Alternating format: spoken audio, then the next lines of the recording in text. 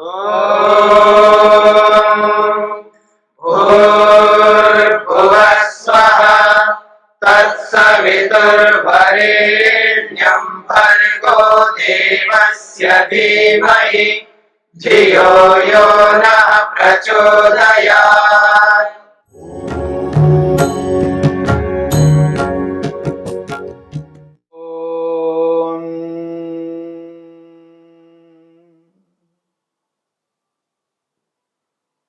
समाधि पाद के 50 सूत्र हो चुके हैं।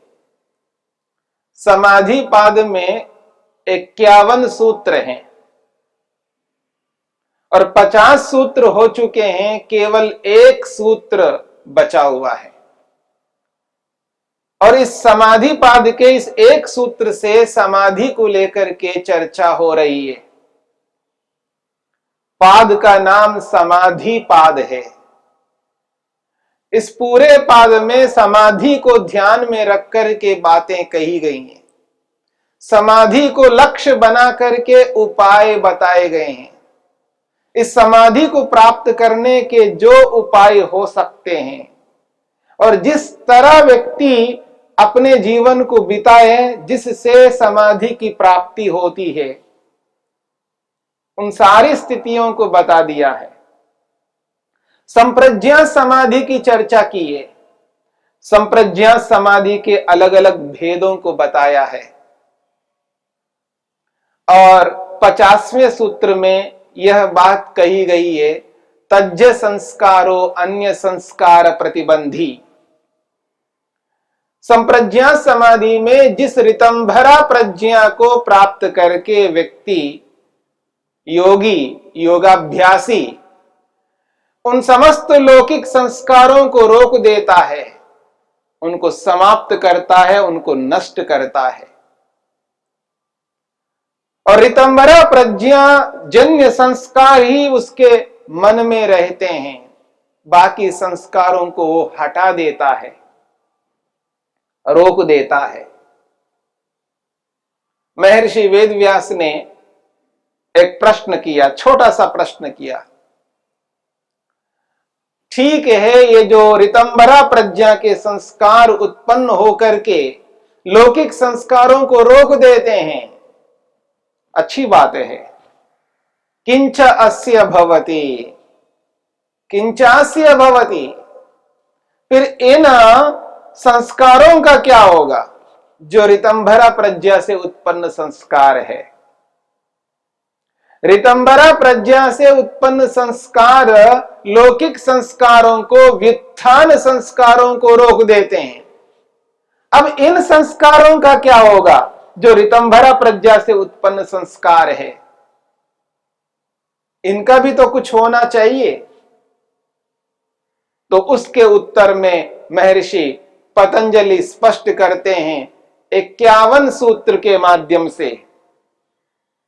51वां जो सूत्र है वो कहता है, तस्यापि निरोधे, तस्यापि निरोधे सर्व निरोधात् निर्बीजः समाधि। ये अंतिम इस पाद का सूत्र है। तस्य अपि निरोधे सर्व निरोधात् निर्बीजः समाधि। दो प्रकार की समाधियों की चर्चा आपके सामने आ चुकी है। एक संप्रज्ञा समाधि है और एक असंप्रज्ञा समाधि है। और संप्रज्ञा समाधि जिस समाधि में ऋतंभरा प्रज्ञा को प्राप्त किया जाता है, उस ऋतंभरा प्रज्ञा से बहुत सारे संस्कारों को बनाए जाते हैं और वो सारे के सारे संस्कार लौकिक संस्कारों को, व्युत्थान संस्कारों को रोकने में कारण बनते हैं। अब उन ऋतंभरा प्रज्ञा वाले संस्कारों की क्या स्थिति होती है, उस बात को इस 51वें सूत्र में स्पष्ट किया है। वो कहते हैं, तस्य अपि निरोधे, तस्य संप्रज्ञा समाधि में उत्पन्न ये जो संस्कार है, उस संस्कारों के निरोधे, रोक लेने पर, रोक दिए जाने पर, तस्य अपि निरोधे, उनको भी रोक लिए जाने पर, यानी इन संस्कारों को भी रोका जाता है। लौकिक संस्कारों को, व्युत्थान संस्कारों को संप्रज्ञा समाधि वाले संस्कार रोक रहे हैं, और उन संप्रज्ञा समाधि वाले संस्कारों को यहां पर निर्बीज समाधि वाले संस्कार रोक रहे हैं। तस्य अपि निरोधे,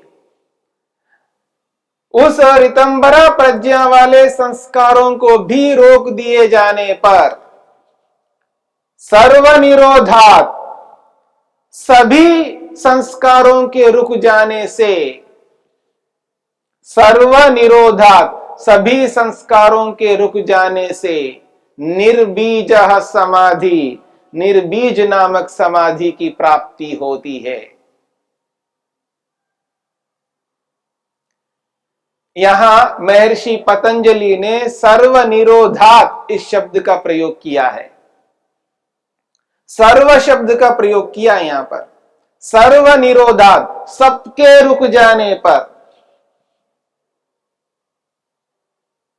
तब निर्बीज समाधि की प्राप्ति होती है। लौकिक संस्कार, व्युत्थान संस्कार तो रुक ही जाते हैं, तभी संप्रज्ञा समाधि की प्राप्ति होती है। पर यहां पर संप्रज्ञा समाधि के संस्कारों को भी रोकने की बात कही जा रही है, समस्त संस्कारों को रोकने की बात कही जा रही है। तस्यापि निरोधे सर्वनिरोधात्, सबके सब रुक जाएं, कुछ भी बचा ना रहे।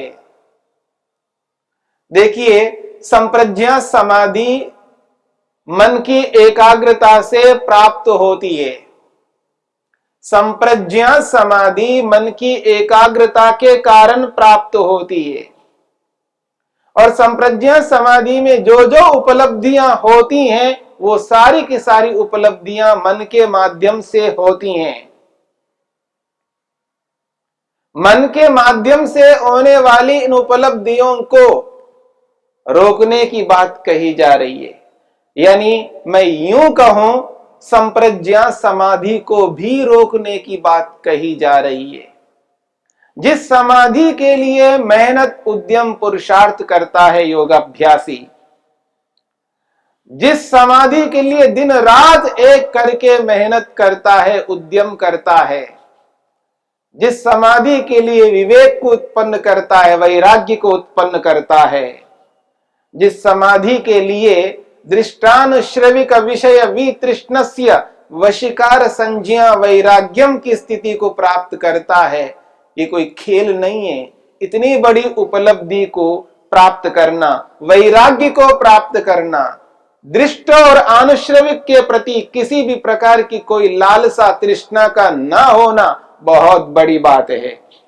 इन सब बातों को अपनाते हुए ऐसे वैराग्य को प्राप्त करके जिस संप्रज्ञा समाधि को प्राप्त करता है, उस संप्रज्ञा समाधि को भी यहां पर रोकने की बात कही जा रही है। सर्वनिरोधात्, उसको भी रोकना है। देखिए, जब व्यक्ति को ध्यान करना होता है तो ध्यान करने के लिए आंखें मूंदने पड़ते हैं, आंखें बंद करनी पड़ती है। जब तक वो आंखें बंद नहीं करता है, वो अंतर्मुखी नहीं हो सकता। न केवल आंखें ही नहीं बंद करना, कानों को, पांचों इंद्रियों को बंद करना पड़ता है। यानी उसकी दृष्टि न बाहर की ओर नहीं होगी, उसके कान बाहर की ओर नहीं होंगे, उसकी गंध ग्रहण करने की शक्ति बाहर की ओर नहीं होगी, चखने की प्रवृत्ति बाहर की ओर नहीं होगी, स्पर्श की प्रवृत्ति बाहर की ओर नहीं होगी। इन पांचों ज्ञानेंद्रियों को रोकना है और पांचों कर्मेंद्रियों को रोकना है, 10 इंद्रियों को रोकना है। इन सभी इंद्रियों को रोकना कोई खेल नहीं है, प्रत्याहार की सिद्धि करना है। ध्यान करने के लिए जैसे इन सब को रोकना होता है, ठीक इसी प्रकार से इनको रोके बिना समाधि नहीं लग सकती, एकाग्रता की प्राप्ति नहीं होती है। जैसे यहां पर है, ठीक उसी प्रकार असंप्रज्ञा समाधि को प्राप्त करना है तो संप्रज्ञा समाधि को भी रोकना होगा। जब तक संप्रज्ञा समाधि को बनाए रखेंगे, जब तक उसमें लगे रहेंगे, संप्रज्ञा समाधि से युक्त होकर के शांत रहेंगे, ठीक है, सत्व रज तम का साक्षात्कार हुआ है संप्रज्ञा समाधि में, महतत्व रूपी बुद्धि का साक्षात्कार हुआ है, अहंकार का साक्षात्कार हुआ है, मन का साक्षात्कार हुआ है, ज्ञानेन्द्रियों कर्मेंद्रियों का साक्षात्कार हुआ है, तन्मात्राओं का साक्षात्कार हुआ है और 5 महाभूतों का भी साक्षात्कार हुआ है। 5 महाभूतों से लेकर के सत्व रज तम, इतना ही नहीं, आत्मा का, स्वयं का, जीवात्मा का भी साक्षात्कार संप्रज्ञा समाधि में हुआ है। 27 पदार्थों का साक्षात्कार जिस समाधि में होता है और इन 27 पदार्थों से संबंधित जो ज्ञान उसको प्राप्त होता है, जिस ऋतंभरा प्रज्ञा से वो युक्त होता है, ऐसी स्थिति को भी रोकना होता है। देखिए, कोई व्यक्ति जीवन भर मेहनत पुरुषार्थ करके जिस कुर्सी को प्राप्त करता है, जिस पद प्रतिष्ठा को प्राप्त करता है, उसको रोकने की बात कही जाए, क्या वो रोक सकता है? जिसके लिए जिया है, जिसके लिए जीवन लगाया है, उसको वो कैसे रोकेगा? परंतु यहां रोकना पड़ेगा, क्योंकि जिस कुर्सी में वो बैठा हुआ है उससे ऊंची कुर्सी में बैठने के लिए निचली कुर्सी को तो हटाना ही होगा। मेरी बात को समझने का प्रयत्न करना। यदि वो सीएम है तो पीएम बनने के लिए सीएम की कुर्सी को त्याग करना ही पड़ेगा। ठीक इसी प्रकार से जिस संप्रज्ञा समाधि को जिस मेहनत पुरुषार्थ से प्राप्त किया है, जिस कठिनाइयों में रह करके जिस तपस्या से उसने प्राप्त किया है, उस समाधि को रोकने पर ही असंप्रज्ञा समाधि की प्राप्ति होती है। इसलिए महर्षि पतंजलि कहते हैं, सर्वनिरोधात्, सबको रोक लेने से। और सब यहां पर है लौकिक संस्कार और संप्रज्ञा समाधि में प्राप्त होने वाले संस्कार, उन सारी अनुभूतियों को, यानी क्षिप्त, मूढ़, विक्षिप्त, एकाग्र, इन सभी स्थितियों को रोक करके निरुद्ध अवस्था को प्राप्त करना है। यानी मन को बिल्कुल रोके रखना है, मन का कार्य बंद करना है। अब मन कार्य कर नहीं सकता, उसका कार्य पूरा हो चुका है। ख्याति पर्यवसानम ही चित्त चेष्टितम, जब तक ख्याति मिलती नहीं है, जब तक विवेक ख्याति की प्राप्ति नहीं होती है, जब तक सत्व पुरुष अन्यता ख्याति की प्राप्ति नहीं होती है, तब तक ये चित्त, ये मन चेष्टा करता रहता है। जब वो ख्याति की प्राप्ति होती है, ख्याति पर्यवसानम ही चित्त चेष्टितम, विवेक ख्याति प्राप्त होने तक ही मन कार्यान्वित रहता है। जब विवेक ख्याति की प्राप्ति हो गई है, मन का कार्य बंद हो जाता है। जो भोग कराना था सो करा लिया, अब भोग बंद हो जाता है। अब मन का कार्य समाप्त, मन खाली रहता है। एक प्रकार से ये मैं कहूं, एक प्रकार से ये बात कहूं कि सेवा निवृत्त हो जाता है मन। अब उसकी कोई सेवा नहीं ली जाएगी, बस सेवा निवृत्त होकर के वहां खाली रहता है। अब आत्मा सीधा परमात्मा के साथ जुड़ जाता है, परमात्मा का दर्शन करता है, जिसके लिए महर्षि पतंजलि कहते हैं, सर्वनिरोधात्, सबको रोक देने से निर्बीज समाधि, निर्बीज नामक समाधि की प्राप्ति होती है। और ये जो निर्बीज समाधि है, इसी को असंप्रज्ञात समाधि कहते हैं। और इस असंप्रज्ञा समाधि को निर्बीज समाधि इसलिए कहा जाता है क्योंकि संप्रज्ञा समाधि को सबीज समाधि कहते हैं। और 46वें सूत्र में आपने जाना इस बात को, त एव सबीजः समाधि। इसी समाधि पाद के 46वें सूत्र में आपने जाना है संप्रज्ञा समाधि को कहा है त एव सबीजः समाधि। संप्रज्ञा समाधि के जो 4 भेद हैं, सवितर्का, निर्वितर्का, सविचारा, निर्विचारा, इन चारों भेदों को सबीज समाधि शब्द से स्पष्ट किया है।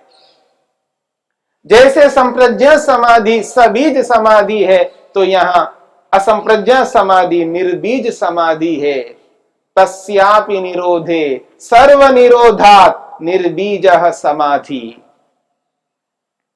और आपने 46वें सूत्र में सबीज किसको कहते हैं इस बात को जाना है, और निर्बीज किसको कहते हैं इस बात को भी जाना है।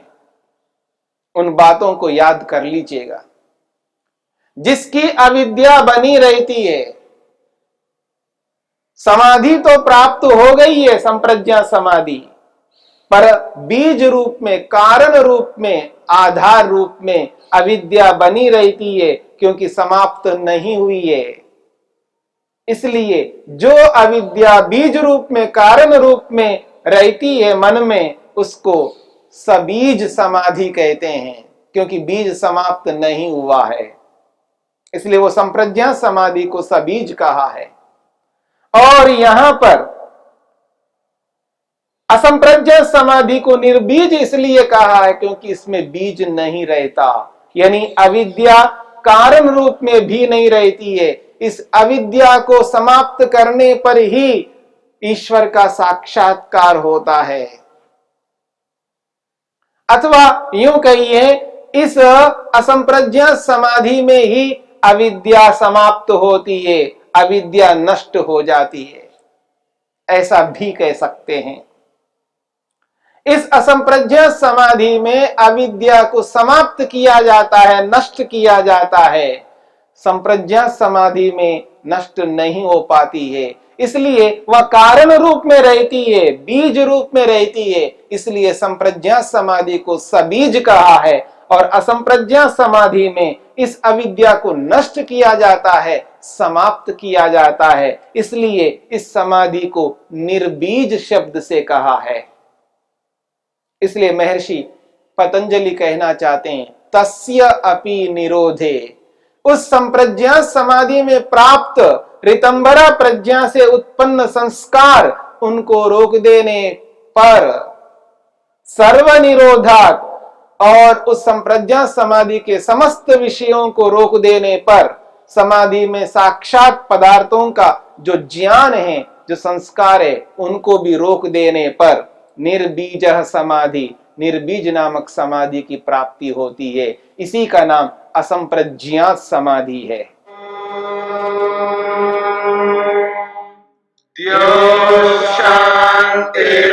शांतिरंतरिक्षं शांति पृथिवी शांतिरापः शांतिरोषधयः शांति वनस्पतयः शांतिर्विश्वे देवाः शांतिर्ब्रह्म शांति सर्वं शांति शांतिरेव शांति क्षमा शांतिरेधि। ओम शांति शांति शांति।